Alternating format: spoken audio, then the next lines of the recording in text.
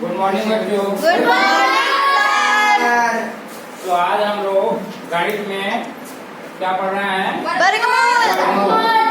कुछ आकृति आपके सामने बनी हुई दिख रही है कि नहीं? Yes sir.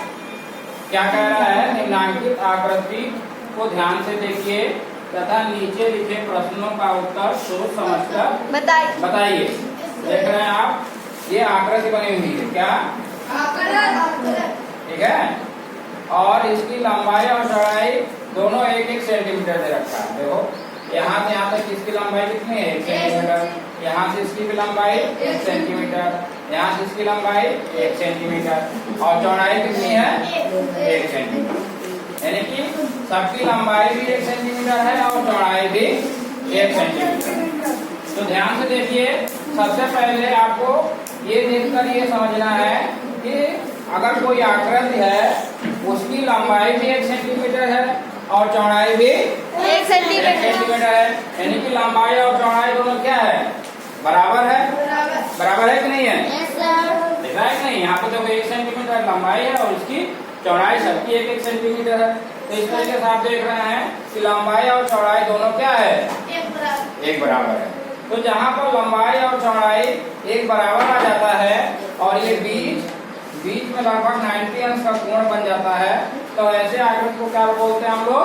वर्ग। क्या बोलते हैं? वर्ग। Very good. तो इस आकृति का क्या नाम है? वर्ग। वर्ग। समझ गए सभी? Yes sir. तो ऐसे आकृति हम लोग वर्ग बोलते हैं। अब देखो, इस पर कुछ आधारित प्रश्न दे रखे हैं, हम लोग उसको हल करते हैं। ठीक है।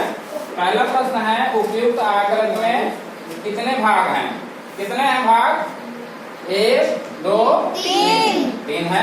Yes sir. तो इसका आंसर क्या हो जाएगा? 3।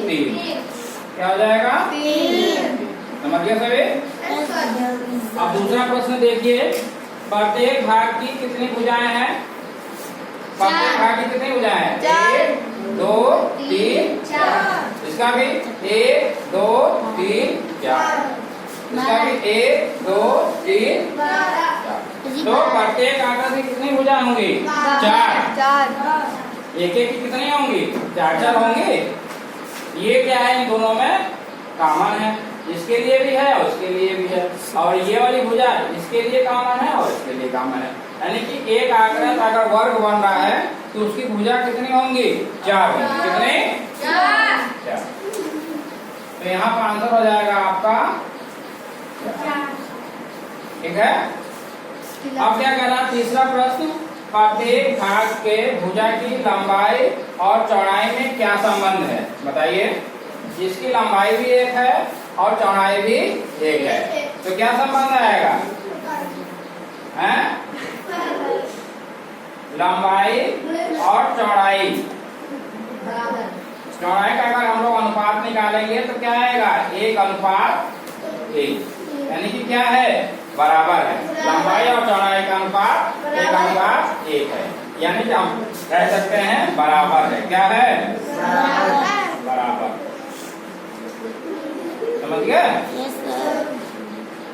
लास्ट प्रश्न है इसका, उपर्युक्त उप आकृतियों को क्या कहते हैं?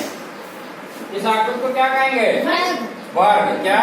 वर्ग। तो हम लोगों ने पहले ही हल कर लिया है कि अगर कोई आकृति है, अगर उसकी लंबाई और चौड़ाई बराबर है और बीच में 90 अंश का कोण बन रहा है, तो ऐसे आकृति को क्या कहते हैं हम लोग? वर्ग। क्या कहते हैं? वर्ग। समझिए सभी? Yes sir. बहुत आसान सा था प्रश्न। आप लोग बताओ, प्रश्न ठीक था? Yes sir. समझिए सभी? Yes sir. Thank you. Welcome sir.